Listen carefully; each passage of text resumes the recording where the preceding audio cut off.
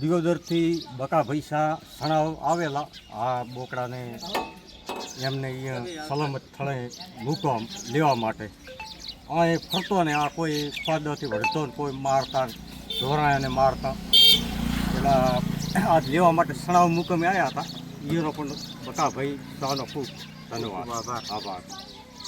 આજે આખું સણાવ ગામના તમામ યુવાન મિત્રો જોડાઈ અને આવું જીવદયાનું કાર્ય કરે છે. તમામ બીજા પણ ગામજનો નોંધ લેજો કે આવું જીવદયાનું કામ ઠાકોર સમાજ દ્વારા થતું હોય તો ખરેખર ગૌરવ લેવાની બાબત છે.